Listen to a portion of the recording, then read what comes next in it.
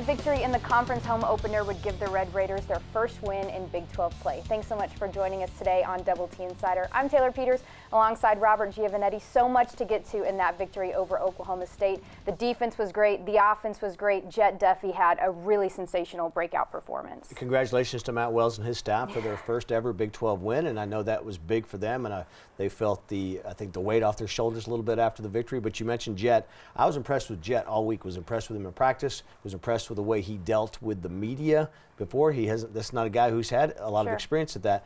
And then what we saw on the field Saturday was what we all thought we could get out of Jet. And I think that something that really stood out to me about his performance was he was so comfortable in the pocket. And he's not a guy who's typically had a lot of comfort just being able to be a passing quarterback. He's somebody who's really elusive and he makes a lot of plays on his feet, but you saw him sit back in the pocket and be really composed and go through his reads and be able to execute passing the ball, which was really something that was great for him. Whenever a guy has the wheels that Jet has, sometimes their first instinct is get out of the pocket.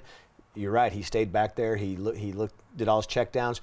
I have to give a lot of credit to the offensive line. Coach Wells talked about that on Saturday and again Monday. Really gave him the time to do what he had to do to stand there in the pocket. And to have the offensive line be as good as they were without somebody like Jack Anderson, who we know we won't get back this year, I think proves a lot for guys like Casey Verhulst and some of those players that were able to get in, Weston Wright, who were able to get in, and young players who don't really have a lot of experience, and they executed. A question going into this season was the depth of that group, and now that question has been answered, and that was their best performance of the year on Saturday. And I just felt like there was a lot of balance, too, from receivers. I mean, you had Keyshawn Carter making plays. You had Dante Thompson at tight end making plays. You had T.J. Vasher continuing to be consistent.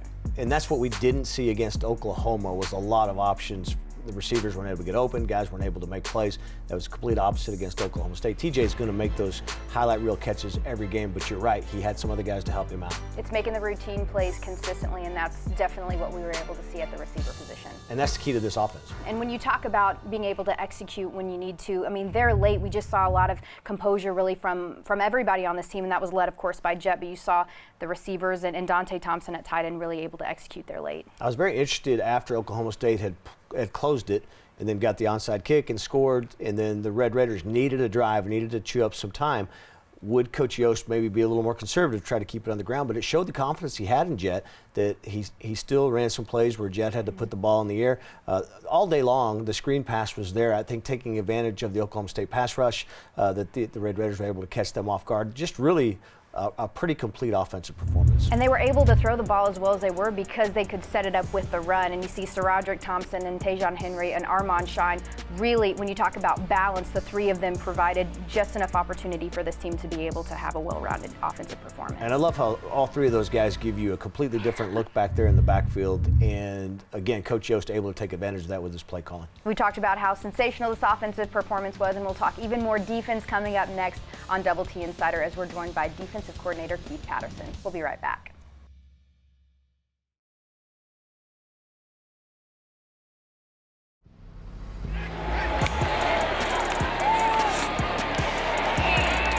That's too high. Turnover number 5. Pick number 2 for Douglas Coleman. Welcome back into Double T Insider. Coach Patterson's defense was really dominating, and we've talked about how aggressive and the attacking nature of this defense, and I think we saw that in a big way on Saturday. There was such a long time since December. We heard from Coach Patterson and don't know what he's going to put out there, but we heard him say pressure, attack, aggressive, turnovers. And all that has come to fruition. That's the way they play, and we're seeing it. We saw it really in full force on Saturday. I think that Saturday was the closest that we've seen this defense be who Coach Patterson and the defensive coaches have wanted them to be. And how great is Jordan Brooks? 19 tackles, 3 sacks, 4 for a loss, and 1 sack fumble that came up big late in the game. Jordan has spoiled us because every game it seems like he has a great game, but that was a game I couldn't wait to see his stats after it because I knew he was in on almost every play, and you mentioned the 19 tackles, which is phenomenal. He's only 10 tackles away from breaking into the top 10 in career tackles, which is a big deal because it takes a lot to get to that point, but now we've really seen him turn a corner in a big way in his senior season. Yeah, he's been very good. every year he's been here and gotten better every year. But this year, you're right, it's another level from Jordan, and really a leadership role too. And he practices well, and he brings his guys with him too. And 5 total turnovers for this team, 3 picks, that sack fumble from Jordan, and then the first offensive possession for Oklahoma State would result in a turnover there, and you'd see Tony Bradford Jr., a true freshman, just really coming in big. And I thought that was a game changer early on, got the crowd into it, got the team fired up, and it was a huge turnover at a big point of the game. And not to mention, too, you've got 3 down linemen, so Jalen Hutchings and Tony are both being double-teamed, and so Jalen kind of bursts through the offensive line and is able to put some pressure on a really good quarterback in Spencer Sanders and allows Tony to make a big play.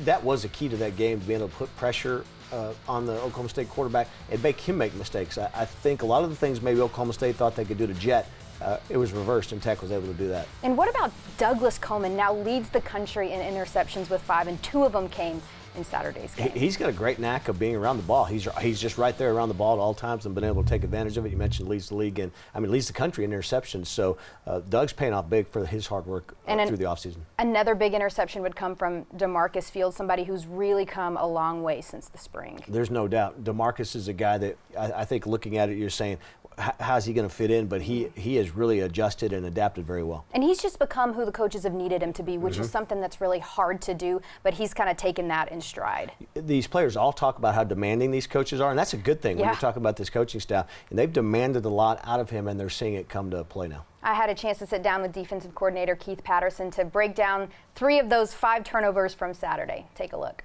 I'm Taylor Peters here with defensive coordinator Keith Patterson. Coach, first of all, congratulations on the first conference victory right here at home and a sensational performance from your defensive unit. Thank you. I tell our guys all the time, it's a player's game, and you saw them today. They played and performed. And we'll dive right in with that first offensive possession for Oklahoma State and your true freshman, Tony Bradford Jr., just with an incredible play forcing the fumble. I'll let you take over from here. All right. So right here, it's 3rd down 14. Showing pressure, end up dropping into an 8-man drop, playing zone, just trying to read the quarterback's eyes. I want you to watch the effort right here by Jalen Hutchings in the middle of the screen. I mean, he splits a double team. Yeah, he's just playing with phenomenal effort. Again, that's what we talked about, raising our level of mental intensity, which will lead to a greater physical effort, which all of our kids did on Saturday. Just got to get more consistent doing that. And you see right here, he's able to get the ball out. And then the awareness. When you have a high level of mental focus and intensity, now all of a sudden the ball's on the ground, you see 2 guys with an opportunity to recover the fumble. Great play by Jalen Hutchings right there. And Jalen Hutchings, a guy, I mean, he's just a sophomore, right? So that's 2 young players for your defensive line that played really aggressive and created opportunities. That's right. Here's another one right here. Tony Bradford actually causes this interception. So we're bringing a 5-man pressure, spying the back, spying the quarterback. Okay, he's able to just get enough of him right there as he tries to release the football. Yeah, again, Doug just has an incredible knack of undercutting those routes right there. Makes a great play, and it's great team defense. I mean, you're getting pressure on the quarterback. Tony doing a nice job right here, staying alive to the quarterback. We got a slant working up front. Okay, bringing the backer off the edge up top. You see right there, just gets enough of him as he's releasing the football to take some of the speed off of it. And again, nice undercut by Doug. Yeah, allows Doug, a senior with a lot of experience, to make a big play. Now leads the country in interceptions with 5. But another big play coming up right here for your senior captain, Jordan Brooks, who had a sensational That's game. right. I can't really remember the situation right here, but I know they got great field position. And here, so we bring max pressure right here. They're trying to tempo us. So we end up bringing max pressure right up the middle. Brooks just does a nice job timing it up. Okay, again, right in the face of the quarterback before he has an opportunity to release the ball and gets the ball out. Again, because of that great, high level of mental focus that I felt like that we had all day long. When the ball hit the ground, we had guys, Rabbit coming here off the edge, okay, and is able to, I think he eventually does a nice job right there fighting and recovering the football. Jordan Brooks would finish the day with 19 tackles, 3 tackles for a loss. 3 tackles for a loss? 3 tackles for loss, 4 quarterback sacks. I mean, he was plus 56 on our production board, which That was with a couple of missed tackles and a couple of MAs, so it's the highest I've ever seen since we've been charting our performance. And that game was good enough to make him the Walter Camp National Player of the Week and also Defensive Player of the Week in the Big 12. A great day for Jordan Brooks. It was. I mean, he just continues to get better, has a better feel for the scheme, and I think, again, I just think he's going to continue to improve as the season goes on. Coach, thanks so much for your time. Thank you. For Coach Patterson, I'm Taylor Peters. And somebody that we really haven't talked a whole awful lot about is Chuba Hubbard. I mean, he is a legit running back, leads the country in rushing yards, and Texas Tech would contain him to 156, but that's a huge deal. That number is somewhat deceiving because they contained him early, and then when Oklahoma State was way behind, they really had to abandon the running game a little bit. So he did get maybe some cheap yards, but he earned everything he got, and the Red Raiders were really able to shut him down and take that aspect of Oklahoma State's offense away from them. And the Red Raiders would almost sweep the Big 12 Conference honors this week. Jordan Brooks, Defensive Player of the Week, Jet Duffy, Offensive Player of the Week, and Trey Wolf, Special Teams Player of the Week. Hard to argue with any of those guys. I'm really happy for Jet. I thought Jet deserved that. They all deserved it, but I think it's good for Jet. He's been through so much, to see him get that, and I think that'll help with his confidence. And he's always been confident in who he is, but when you go out and you lead an offense, expected to go out and execute and perform the way that he did, it is a lot of pressure. And so for him to kind of rise to the occasion, I think says a lot about how mature he's become in the last couple years. It played out when he had a couple balls he overthrew. The offense really missed some opportunities early on, but I liked what he did on the sidelines. He was a leader on the sidelines, talking to his teammates, talking about what they did right, what they did wrong, and then, again, the proof's in the pudding of how they ended up. A big victory for Texas Tech on Saturday. We'll relive it one more time coming up next on Double T Insider.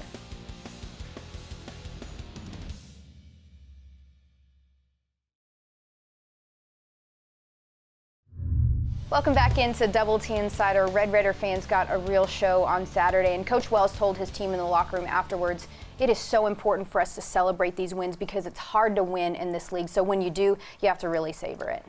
You're never as good as you look, or you're never as bad as you look, and Oklahoma's going to make a lot of teams look bad. This coaching staff, this team never lost focus of what they're trying to do, what they're trying to accomplish.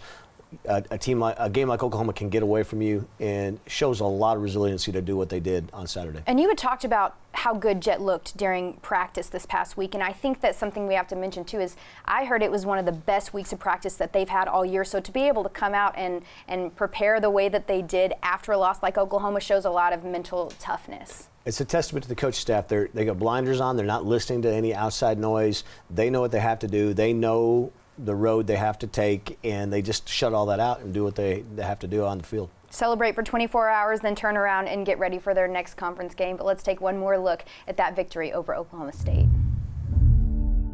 It's been 6 years since the Red Raiders upset a ranked opponent at home. Welcome to Jones AT&T Stadium in Lubbock for this morning's Big 12 battle between your Texas Tech Red Raiders and the number 21 ranked Oklahoma State Cowboys. All the pride, all the passion. Come on, man. Hey, start this thing up, man. What's the attitude?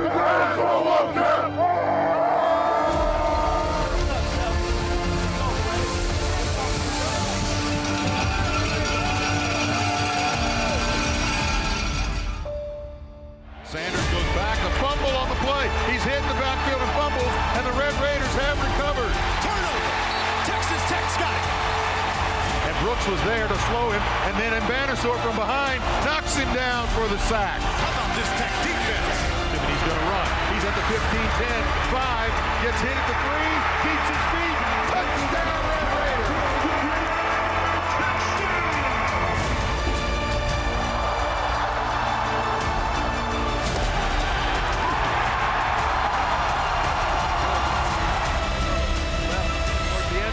Diving for the catch is Carter. Touchdown, Red Raiders!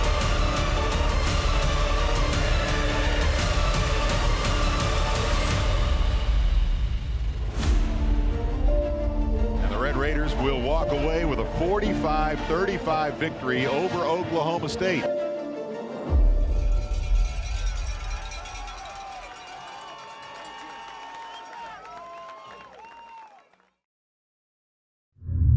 Great win for Texas Tech, and now they turn their attention to facing off against Baylor for the first time in Waco. Normally we play them at AT&T Stadium in Arlington, but that's different this year. At least for the next 2 years, it's back to on campus.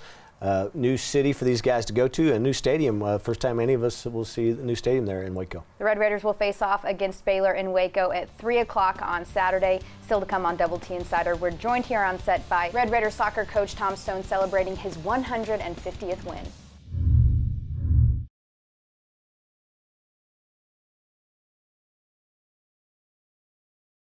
He's a West Texas native who donned the scarlet and black on the football field in the late 1950s. The 2-year letter winner earned a bachelor's degree in education before graduating from medical school. As an orthopedic surgeon, he served the Amarillo community for nearly 3 decades, never forgetting his ties to Texas Tech. He's been a member of the Board of Regents and the Chancellor's Council. But Dr. Bob Stafford's proudest achievement is family. These are the real people of Texas Tech.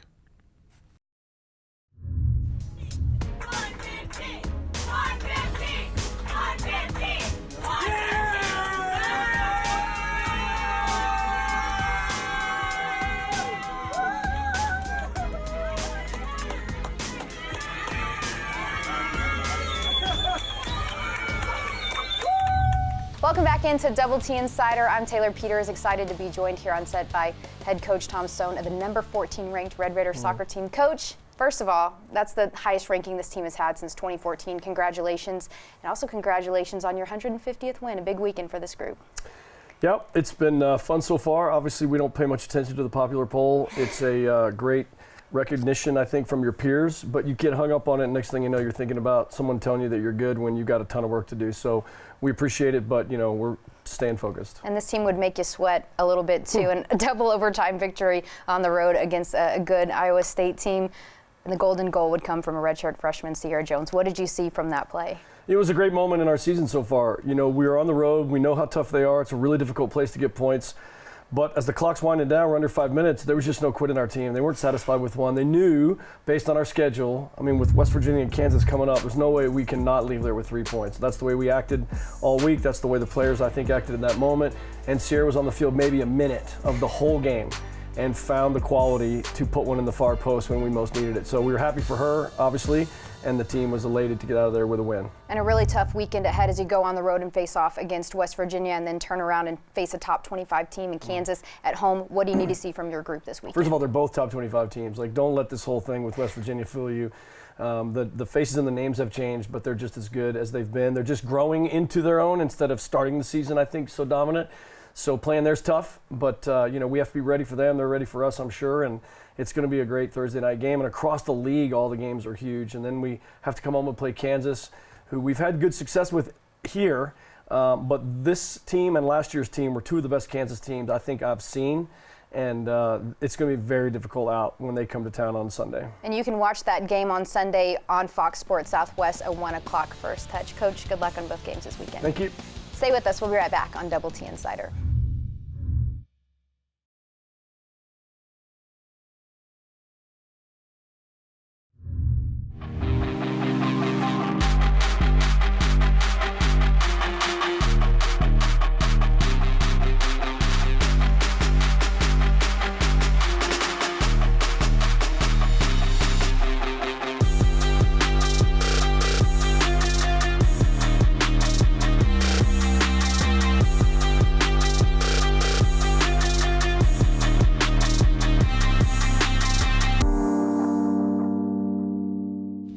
Fall ball is officially underway for Texas Tech baseball. They actually spent last weekend in Frisco facing off against the Texas Rangers futures team. Josh Young on that team. Josh in the other dugout, and he said that was weird to hear Raider power used against him.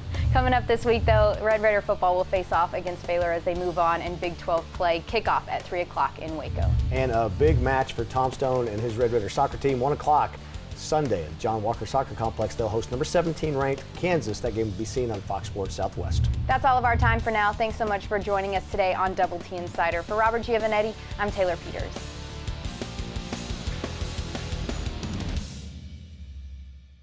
If you missed any of today's show, head on over to TexasTech.com or download the Texas Tech TV app on Apple TV and Roku.